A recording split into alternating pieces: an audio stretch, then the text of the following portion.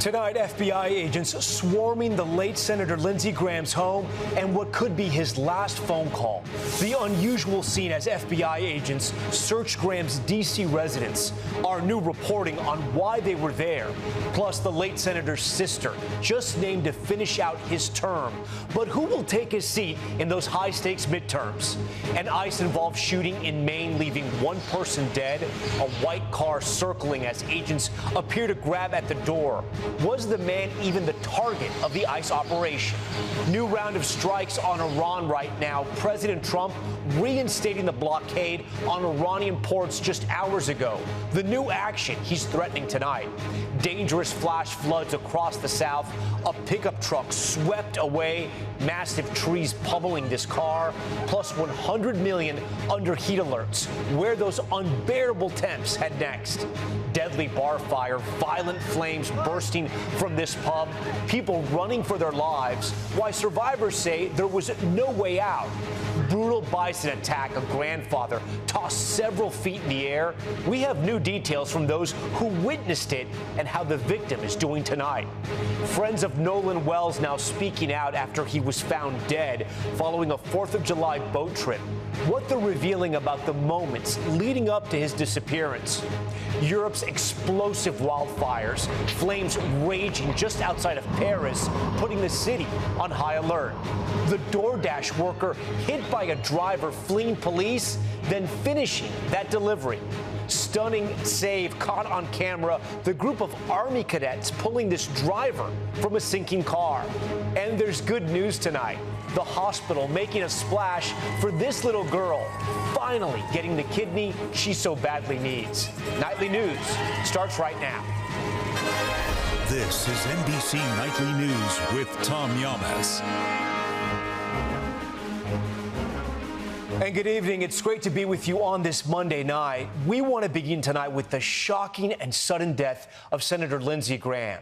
There is new reporting, Justin, and we want to get to about what could have been his last phone call. But we start right here with the scene on Capitol Hill today.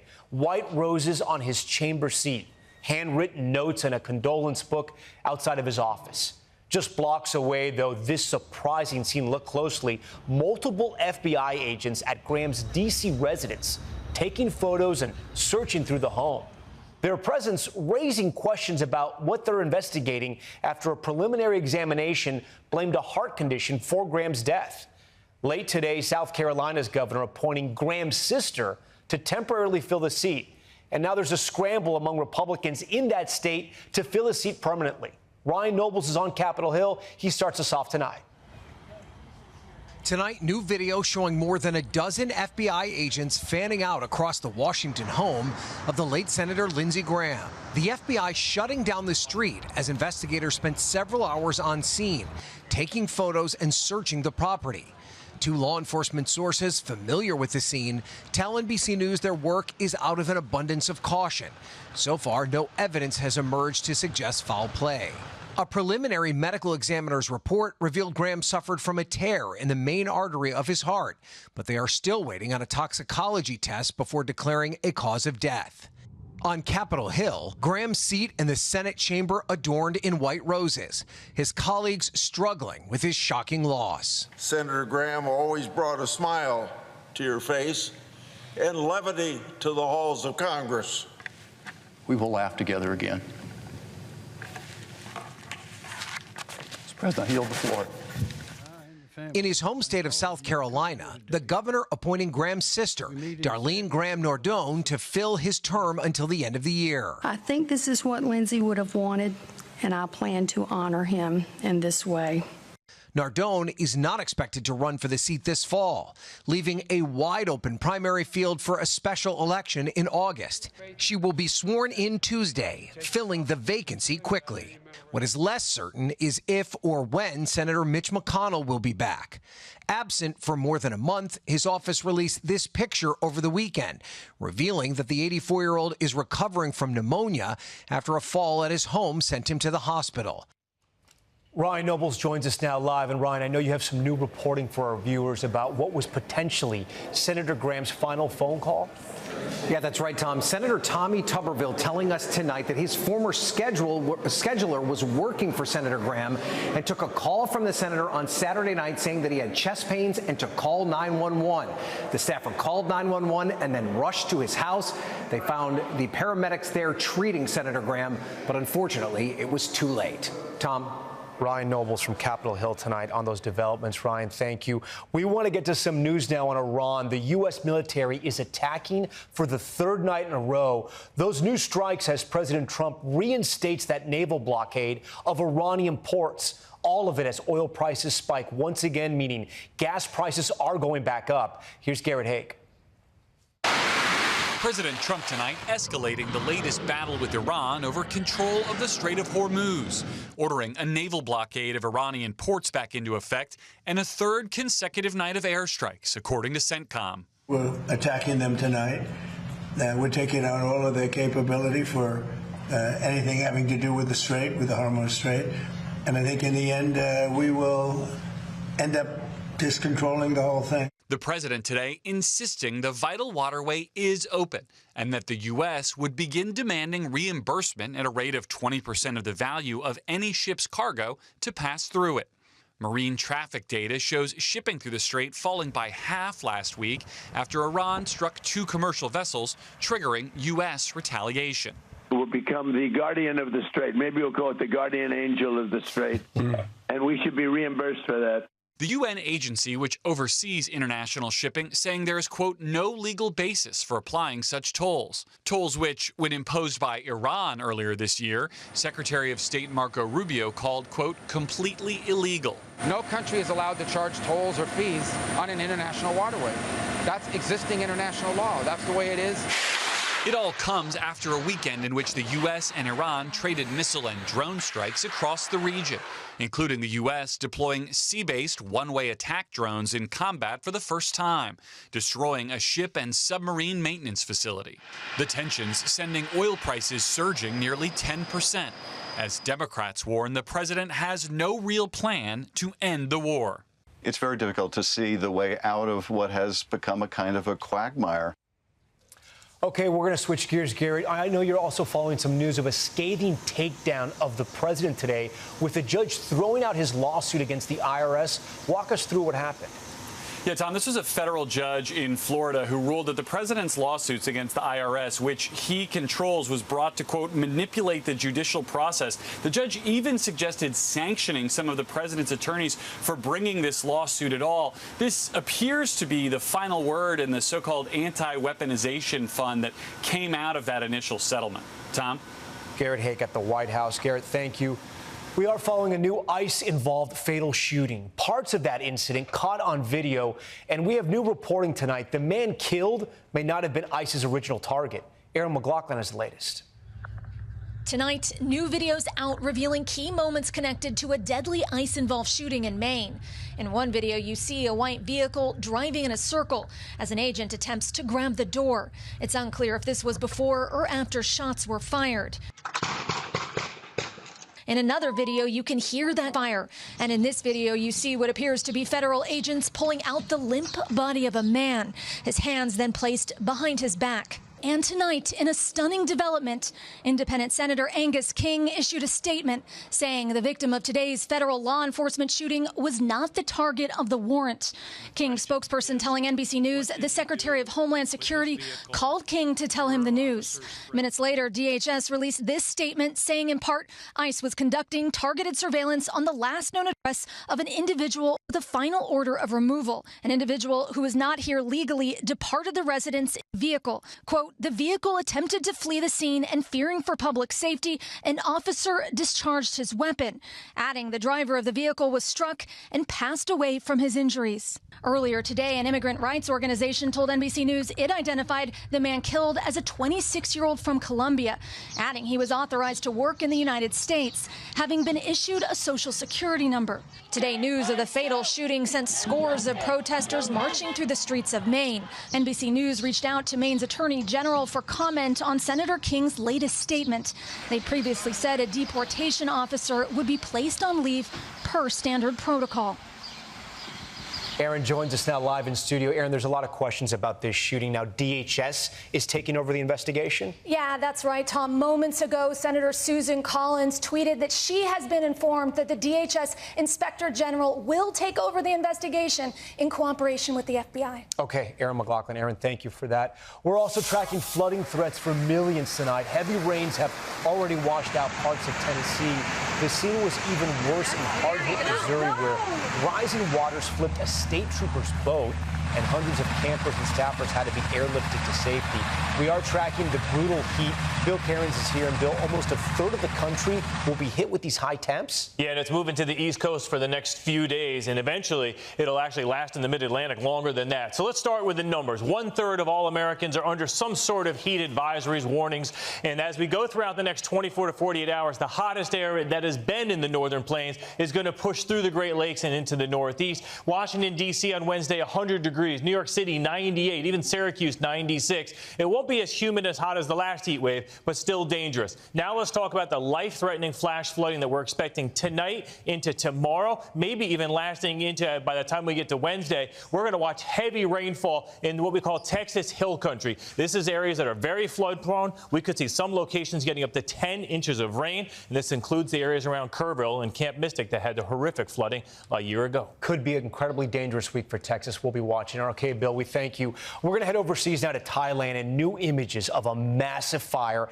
at a pub in Bangkok, killing dozens. Janice Mackey-Frayer has the latest. The column of flames bursting out from a pub in a busy area of Thailand's capital, Bangkok.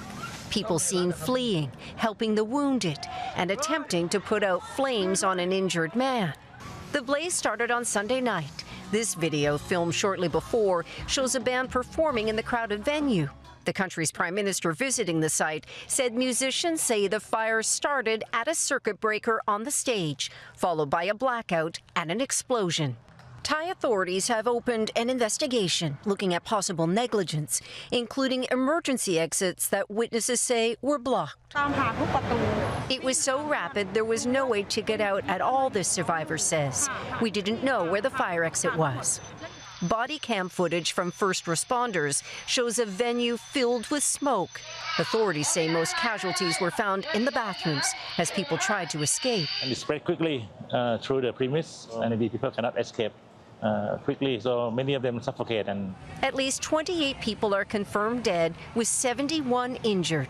Relatives still struggling to find news of their loved ones, like this woman looking for her son, a singer at the pub.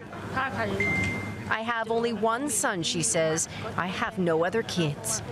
Now, one of the worst incidents in the country's recent history, a fire with so many victims and so few answers.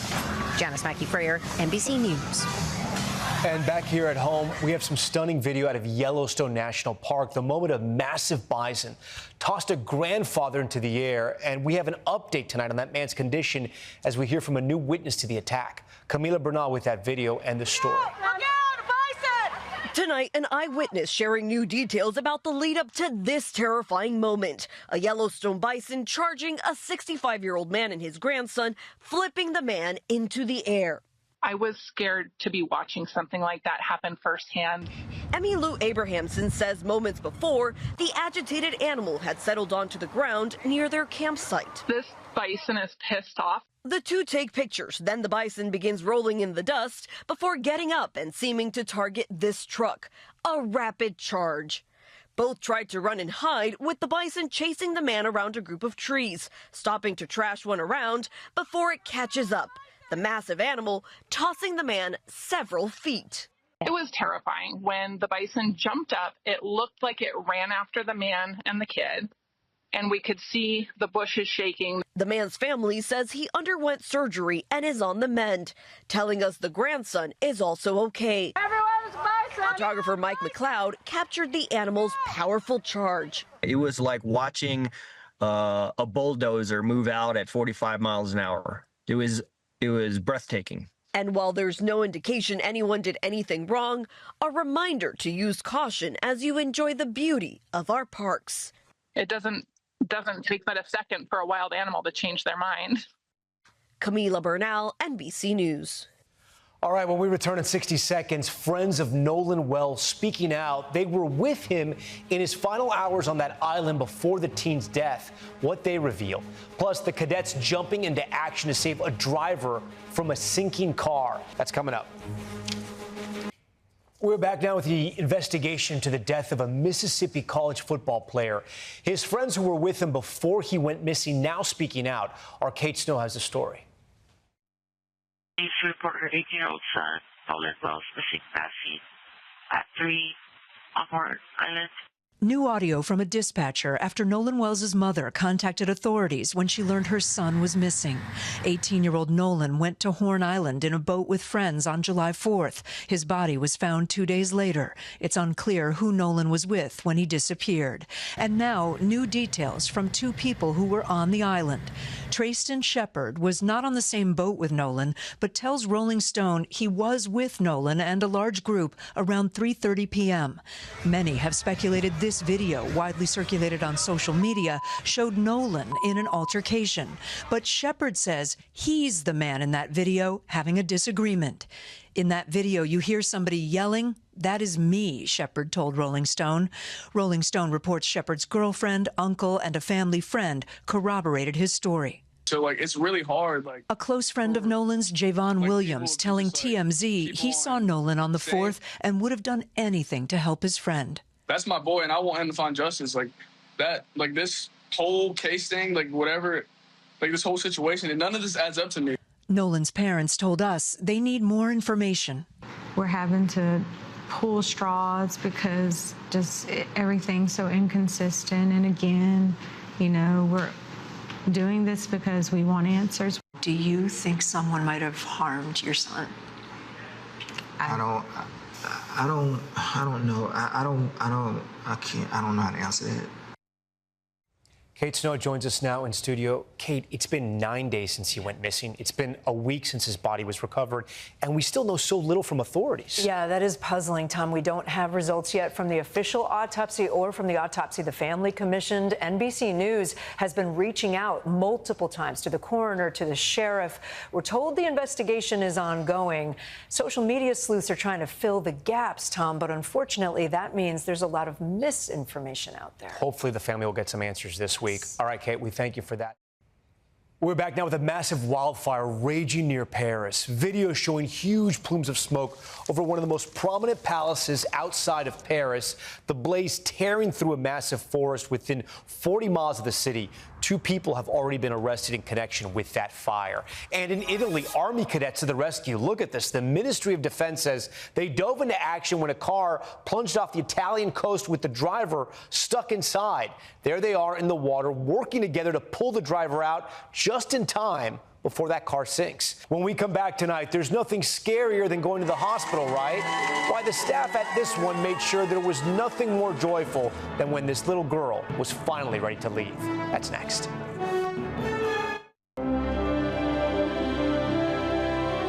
Finally, there's good news tonight. A little girl getting a life-saving gift for her birthday, celebrating with the hospital caregivers that were by her side for so many treatments. That's 10-year-old Paisley Spees. She's got her sunglasses on, ready for the summer ahead. She recently celebrated her birthday and got a life-saving gift, a new kidney donated by her uncle. So why all the floats? Because after she recovers from her transplant, Paisley says the first thing she wants to do is to jump in the pool. She's even named her new kidney, Splash. Now I can live a life again. The medical staff at Wolfson Children's Hospital in Jacksonville by Paisley's side for years as she waited for a kidney, celebrating her final dialysis treatment before that life-changing transplant.